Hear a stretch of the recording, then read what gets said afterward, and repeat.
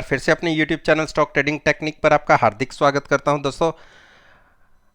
Friday के session में Nifty ने एक रेंज बाउंड ट्रेडिंग दिखाई और छोटे से दायरे के अंदर ही सारा दिन ट्रेडिंग होती रही और जाते जाते हमने केवल 30 पॉइंट के आसपास बढ़त के साथ क्लोजिंग दिखाई और ये क्लोजिंग भी ऑल टाइम हाई की ही क्लोजिंग रही।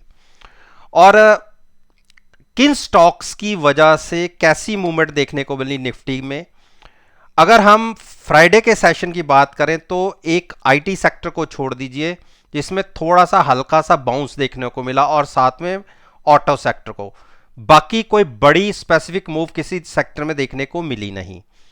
तो सबसे पहले मैं निफ्टी के इंडेक्स के जिन स्टॉक्स के ऊपर अपना ओपिनियन आपके साथ शेयर कर रहा हूं, इनसे रिलेटेड वीडियो मैं रोज पोस्ट करता हूं और मेरी वीडियो सेशन ओपन होने से तकरीबन 15 घंटे पहले बनाई जाती है। मैं ऐसा नहीं कि चलती हुई मार्केट में जो शेयर बढ़ रहा है तो उसको खरीदवा दिया और जो गिर रहा है उसको बिकवा दिया। मैं तकरीबन 15 घंटे पहले, यहां तक कि यूएसए की मार्केट की जो मूवमेंट है उसको भी नजरअंदाज करते उससे पहले ही पोस्ट कर देता हूं। और अब जो नया सेशन शुरू होगा 28 तारीख का, 27 तारीख का, उसके अंदर कैसी पॉसिबिलिटीज बन सकती हैं निफ्टी इंडेक्स के 10 स्टॉक्स के अंदर, वो इसमें वीडियो में आपके साथ डिस्कस करूंगा। इसके साथ साथ मैं अपनी व्हाट्सएप परफॉर्मेंस की भी बात करूंगा।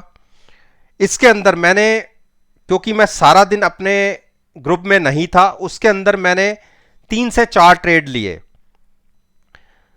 जो ट्रेड मैंने क्लोज किया, पहले मैं उसके ऊपर बात कर लेता हूं। मैंने टीसीएस का ट्रेड सुबह लिया और 15 से 20 मिनट के अंदर ही हमने क्लोज कर दिया और उसमें प्रॉफिट रहा तकरीबन 36 पॉइंट्स का।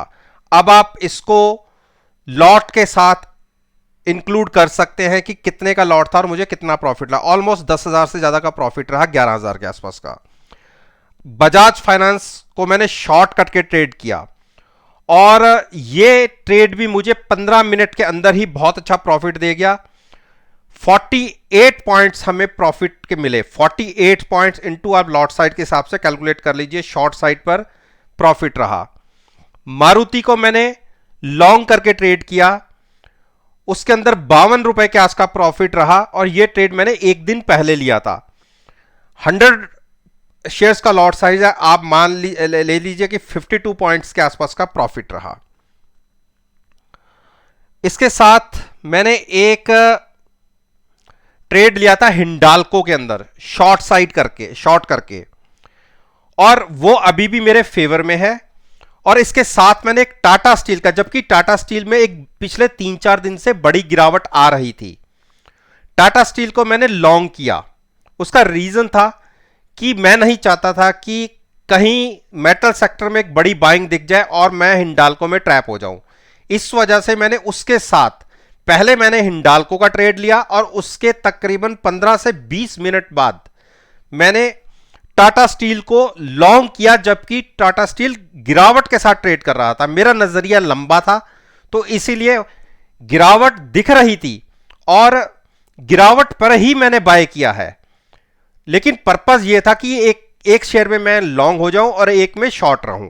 इस तरीके से मैंने ट्रेड किया हुआ और ये ट्रेड मैं अगले 5 से 6 दिन कंटिन्यू रखूंगा। अब आ जाते हैं अल्ट्राटेक सीमेंट के।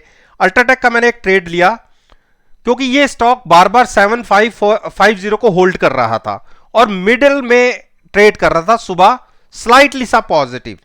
तो मेरे को यह लग रहा था कि अगर इसने 7700 की मूव पकड़ ली, क्योंकि ग्रासिम ने आज के सेशन में एक अच्छी मूव दिखाई थी, तो उसी वजह से मैंने स्टॉक को लॉन्ग किया था। और थोड़ा सा गिरावट आ गई उसके बाद, कोई दिक्कत नहीं है। और हां, क्लोजिंग वीक आई है, यह थोड़ी सी चिंता है, तो इसको मैं कंटिन्यू रखूंगा। तो अब जिसने मेरी इस परफॉर्मेंस को, मेरे व्हाट्सएप ग्रुप को ज्वाइन करना है, जिसके लिए मैं आपको 1 हफ्ते की विंडो बिल्कुल फ्री दूंगा, आपको अच्छा लगे तो आगे कंटिन्यू कीजिएगा, अदरवाइज आप खुद एग्जिट कर सकते हैं। अब आते हैं अल्ट्राटेक सीमेंट पर। देखिए, क्लोजिंग वीक आई है, जैसे मैं अभी बात कर रहा था आपसे, क्लोजिंग थोड़ी सी वीक रही है और इसने जो 7550 को ब्रेक करके नीचे क्लोजिंग दिखाई है, यह थोड़ा सा चिंता की बात है।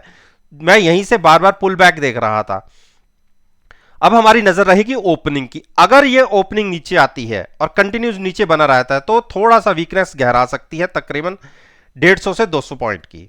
तो आप सभी को पता है मेरी पोजीशन टोटली हैज होती है। मैंने फ्यूचर्स में ट्रेड जरूर किया है लेकिन मेरी पोजीशन हैज है, पुट भी बाय कर रखी है, लेकिन मैं पुट का जिक्र आपके साथ करता नहीं हूं क्योंकि वीडियो बहुत लंबी हो जाती है। तो इसको मैं डिप पर बाय करने की स्ट्रेटजी मैंने ली हुई थी और मैंने बाय भी किया था। और अब किसी को अगर और डिप पर बाय करना है क्योंकि क्लोजिंग वीक आई है तो 7350 के आसपास गिरावट दिखती है तो भी आप बाय वहां तक कर सकते हैं। लेकिन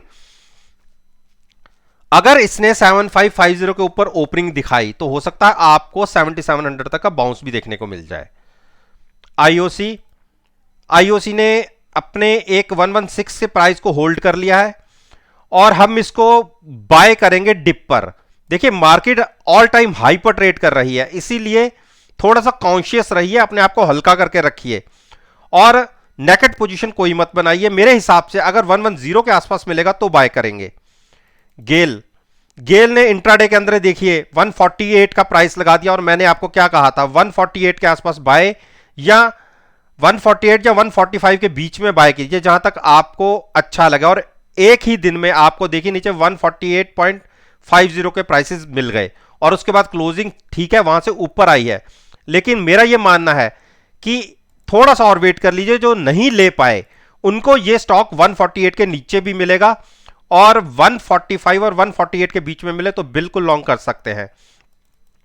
टाटा मोटर्स ने अच्छी एक क्लोजिंग दिखाई है लेकिन पिछली क्लोजिंग से थोड़ी सी वीक आई, लेकिन इंट्राडे में हमने 325-27 के भी टारगेट्स देख लिए, उससे 10 पॉइंट हम नीचे क्लोज हुए हैं।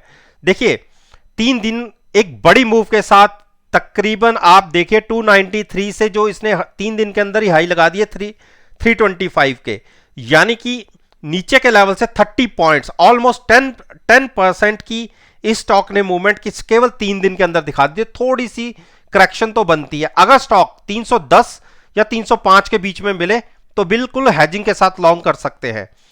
यूपीएल को देखिए मैंने कहा था कि आपको बाय कहां करना है, आपको बाय करना है 732 या 7 ज्यादा अगर श्योर होना चाहते हैं तो 740 के ऊपर क्लोजिंग मिलने पर आप लॉन्ग कीजिए।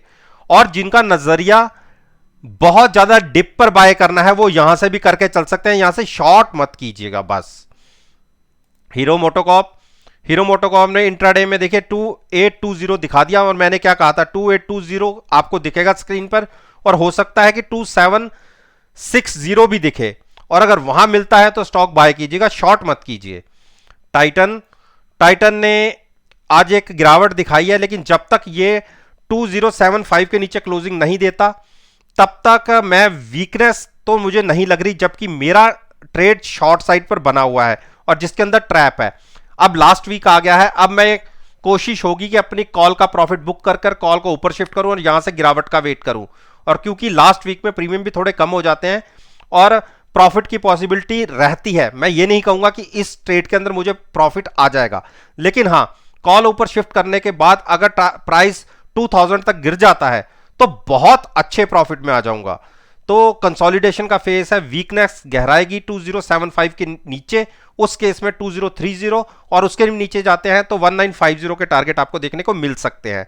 डिप पर बाइंग की अगर स्ट्रेटजी रखना चाहते हैं तो 1950 के आसपास स्टॉक मिले तो वहां पर लॉन्ग कीजिएगा। टीसीएस को आज मैंने अपने व्हाट्सएप ग्रुप के अंदर लॉन्ग करके ट्रेड किया और इमीडिएट मुझे तकरीबन आप ये मान के चलिए 36 रुपए इसका प्रॉफिट देखने को मिल गया केवल 15 मिनट के अंदर। एक बड़ी मूव ऊपर की तरफ देखने को मिली और मैं एग्जिट भी कर गया। उसके बाद जहां से मेरा बाइंग प्राइस था उससे भी नीचे क्लोज मिली है। तो जब तक स्टॉक 3860 को संभाल रहा है मैं वीकनेस नहीं मान रहा। इसकी वीकनेस शुरू होगी 3800 ब्रेक करने के बाद, उसके इसमें 3600 तक के भी टारगेट देखने को मिल सकते हैं। तो जिसको डिप पर बाय करना है 3700 के आसपास मिले तो बिल्कुल लॉन्ग करके जा सकते हैं।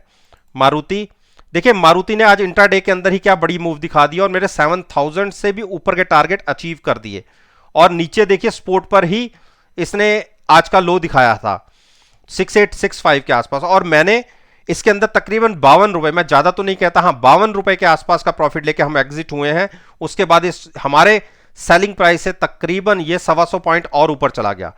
तो क्लोजिंग अच्छी आई है, 6970 के ऊपर क्लोजिंग है। मेरा हिसाब है 7010 को क्रॉस करेगा तो ये 7250 तक की एक छलांग लगाने में सक्षम है। और पिछले 3-4 दिन के अंदर ऑटो सेक्टर्स के स्टॉक्स में अंदर अच्छी बाइंग देखी गई है, जिसमें चाहे टाटा मोटर्स हो, मारुति हो, और कल के दिन में महिंद्रा एंड महिंद्रा के अंदर भी एक अच्छी बढ़िया बाइंग दिखी। तो बिल्कुल लॉन्ग में बने रह सकते हैं। 6965 के आसपास जो हमें क्लोजिंग मिली है, यहां के आसपास की पुट बाय करके भी आप पॉजिटिव साइड पर फ्यूचर्स को लॉन्ग कर सकते हैं। मेरे हिसाब से अगर आप हैज रहेंगे तो चिंता ज्यादा नहीं होगी, और आने वाले दिनों में लगता है कि एक शॉर्ट कवरिंग दिख सकती है। 7225 का एक टारगेट रहेगा मारुति का। अब बात करते हैं ब्रिटेनिया। देखिए, ब्रिटेनिया ने एक बेरिश डोजी क्रिएट किया है, और 4000, जैसे मैंने कहा था कि आप 4060 के नीचे अगर क्लोजिंग मिलती है तो इमीडिएट टारगेट आपका 4020 का होगा।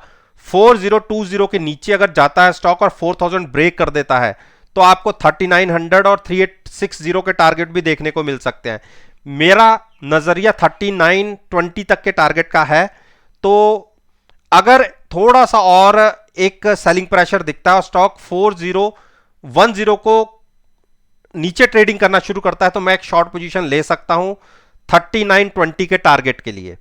और जिसको बाय करना है 3850 और 3900 के बीच में मिले तो आप बिल्कुल लॉन्ग साइड पे बैठ सकते हैं, लेकिन पोजीशन नेकेड कोई मत रखिएगा। हम एक्सपायरी के लास्ट वीक के अंदर हैं, मंथली एक्सपायरी के, तो मूवमेंट्स देखने को मिल सकती हैं। नेकेड पोजीशन चाहे बाइंग साइड की हो चाहे शॉर्ट साइड की हो, किसी भी तरफ की कोई मत बनाइएगा जब तक आप हेज नहीं है। तो दोस्तों, उम्मीद करता हूं कि आपको मेरी ये वीडियो पसंद आई होगी, और अगर पसंद आई है तो मेरे साथ मेरे चैनल पर जुड़िए, उसको सब्सक्राइब कीजिए और साथ में बेल आइकन के बटन को प्रेस करना मत भूलिएगा ताकि नोटिफिकेशन टाइम से आप तक डिलीवर हो सके। इस बात के साथ मैं आपसे विदा लेता हूं और एक नई वीडियो के साथ फिर से आपके सामने आऊंगा। तब तक के लिए धन्यवाद। Take care.